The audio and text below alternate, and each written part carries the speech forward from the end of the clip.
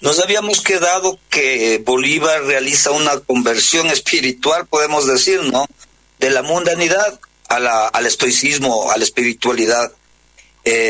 Viene para América y aquí en 1812 está en sus 30 años y empieza una plenitud de actos heroicos que le dan su fama legendaria, y empieza pateando la puerta por un evento muy polémico que es capturarle al generalísimo Miranda, que es el precursor de la independencia en Venezuela y americana.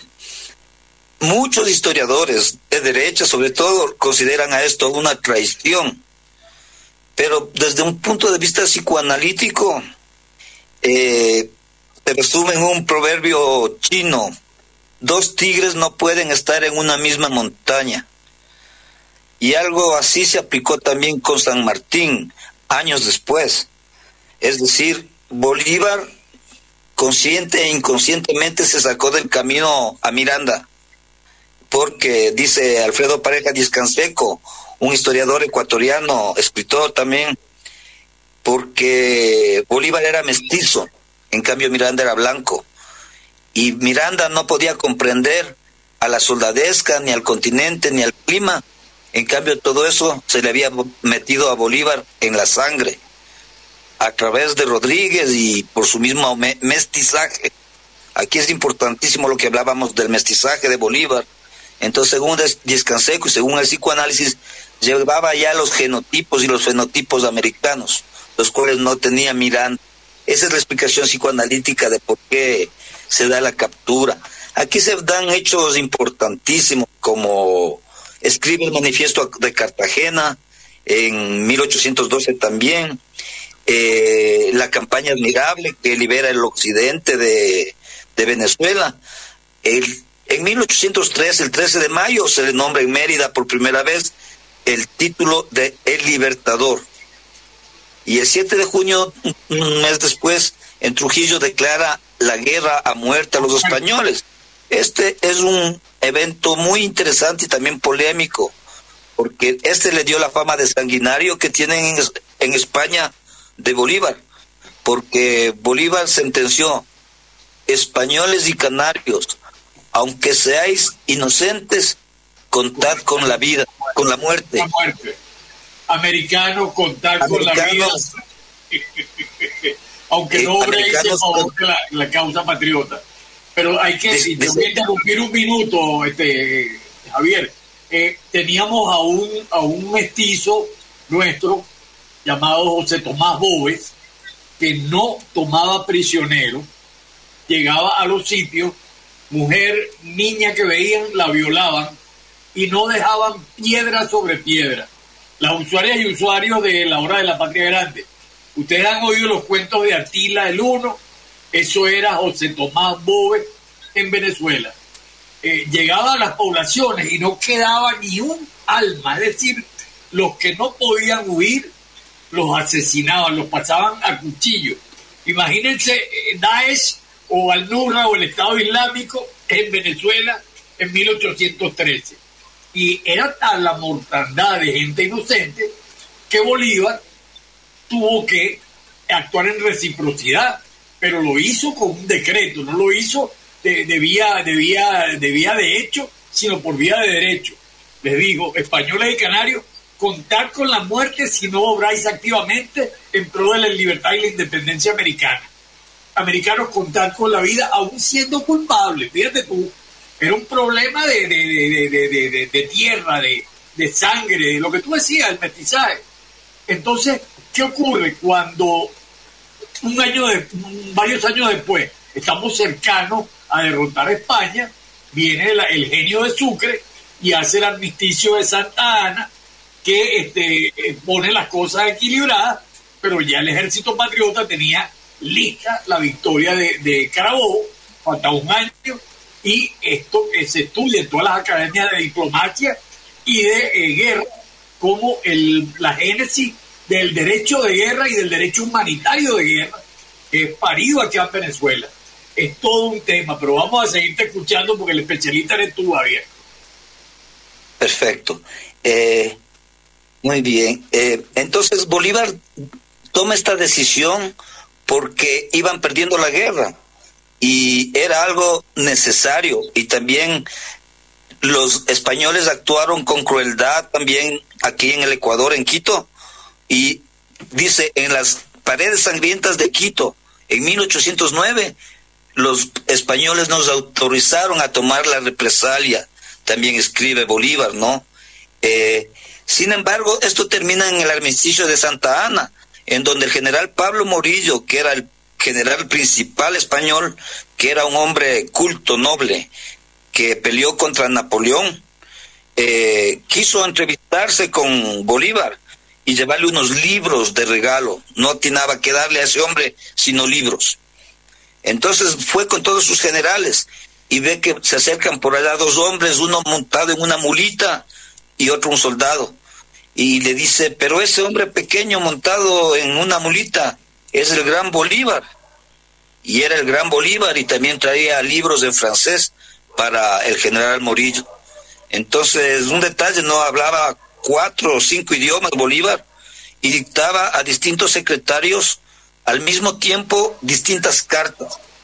Y no dormía. Dicen que al mismo tiempo tenía 10 escribanos, y era como las partidas simultáneas de ajedrez, que va el gran maestro jugando con uno, con otro. Así era Bolívar. Iban los 10 escribanos y él le iba dictando, y no perdía el hilo de ninguna de las 10 cartas que estaba dictando. ¡Qué capacidad! ¿No? Exacto. Entonces, este tenía una energía de tipo maníaco, ¿ya? Entonces, tampoco dormía. Y después de dictar las cartas, iba a los bailes y se iba también a tener relaciones íntimas, porque era conocido también por ello el Libertador, ¿no? Bueno, entonces, pasando de la guerra a muerte, luego escribe la Carta de Jamaica en 1815, otro de los hitos fundamentales de nuestra patria grande. Funda el Correo del Orinoco en 1817, diario vigente hasta la actualidad en Venezuela. Lo llamamos en la artillería del pensamiento, Javier. Él decía que las ideas eran tan poderosas como las balas. La artillería de su pensamiento, pues en cada ciudad que él iba fundando un periódico para propagar sus ideas, como El Peruano, que es hasta ahora el decano del periodismo allá en el RIMAC, es creación de Simón Bolívar. Entonces, era un hombre que ilustraba, que sabía mucho, que era moral y luces, los polos del desarrollo, ¿no? Decía él en el Congreso de Angostura mismo, donde el 17 de diciembre de 1819 funda Colombia la Grande. No, la Gran Colombia es, luego los historiadores la acomodan para no confundirse con la actual República de Colombia. Funda Colombia la Grande y vence en Boyacá, y con eso sella a Colombia. Tú tienes, Javier, los detalles de Pisba, del hecho de Pisba, la acción de Pisba.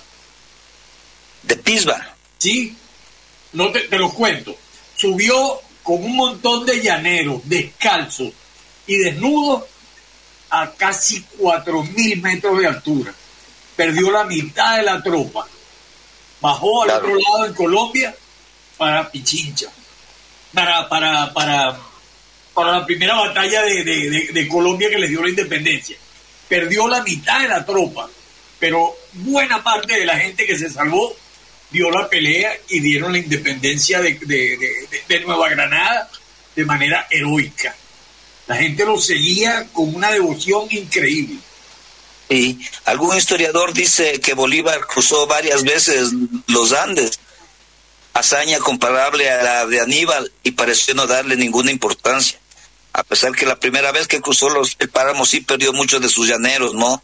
Que eran... Hay que aclarar que Boves también peleó al principio por los realistas y después se pasó al bando bolivariano.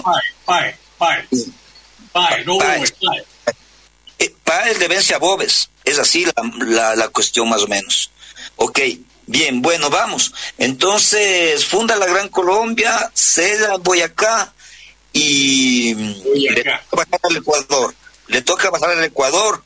entra a Quito triunfante, ya recibido por la nobleza quiteña, entre ellas Manuela Sáenz, que fue ya el último amor de su vida. Ella era una chiquilla casada con un señor inglés y él ya era un hombre de 40 años. En ese tiempo ya era mayor. Pero ella deja todo. Ella le dice al doctor Thorne, le dice, pero me pide que yo me quede con usted, siendo el amante del libertador Simón Bolívar. Ni así, ni con usted, ni con el Padre, ni con el Hijo, ni el Espíritu Santo, le dice Manuela al inglés, y se fue con Bolívar. ¿Ya? Bolívar le nombró coronela y le hizo la confidente del archivo del Libertador. Entonces una mujer también muy inteligente y que murió también mártir, y cuando ella murió en Perú, fue visitada por gente como Garibaldi. Garibaldi quiso ir a conocer a Manuel, alguien que le vio a Bolívar. Por ahí pasó también Simón Rodríguez, el autor de Moby Dick, se me va ahorita el nombre. Herman Melville le visitó a Manuela porque ella trabajaba traduciendo cartas ahí en Pativilca. Bueno, luego viene acá, se da el Pichincha, y aquí hay otro hecho importantísimo. El 26 de julio de 1822 se entrevista con San Martín y se da el otro hecho crucial en Guayaquil. Otro hecho crucial, que es que San Martín deja la lucha libertaria en el Perú y le da el paso al Libertador. Sobre ello hay muchas teorías. Lo más probable es que fue una acción de fuerza, porque en ese momento estaba en una posición de más poder Bolívar. A San Martín ya le habían traicionado en el mismo Perú, le mataron a Bernardo Monteagudo, ya tenía enemigos en Argentina, entonces estaban en desigualdad de condiciones realmente. Entonces Bolívar usó esa posición de poder para sacarse otro tigre del camino y entrar al Perú glorioso, con todo el poder del mundo, como dijimos antes, y con Sucre, y a un lugarteniente joven que iba a continuar con su obra, era el heredero de su obra. En efecto, Sucre vence en Ayacucho y se gana el título de Gran Mariscal, y Bolívar vence en Junín, y con eso sella la independencia acá en Perú. Ayacucho, ahí es cuando se entera de la victoria, que Bolívar empieza a saltar como loco en una mesa, ¿no? Le decían, los Estados Unidos le decían el loco de Colombia, le llamaban desde ya, en las cartas que le mandaba el embajador a Washington, le llamaban el loco de Colombia. Y cuando murió dice, los Estados Unidos pueden descansar en paz, Bolívar ha muerto. El 17 de diciembre de 1830, paradójicamente, un 17 de diciembre como un día que creó la Gran Colombia. Todo esto es histórico, me parece una historia fabulosa, que fue lo que a mí me llamó la atención como psicólogo y como pedagogo, porque esto da autoestima, esto da soberanía a la gente, a los muchachos, pero no se educa. Más bien se persigue a Bolívar en la educación americana. Sí, se lo persigue.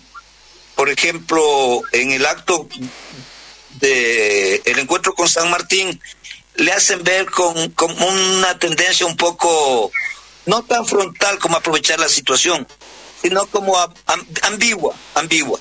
Entonces eso es menoscabar la grandeza. Un estudio ruso de Sputnik decía que hay una campaña dirigida por la OEA para el nombre de Bolívar acabarlo, ¿ya? Entonces, bueno, Venezuela viene a ser un reservorio del bolivarianismo acá en Latinoamérica, y esperamos que la geopolítica, lo político se mantenga. Se entrevista con San Martín y bueno, ya le toca, pues, si no entregar la grandeza. Hace la Constitución de Chuquisaca, en donde nombra la presidencia policía con potestad de nombrar sucesor, y ese sucesor tenía que ser Sucre.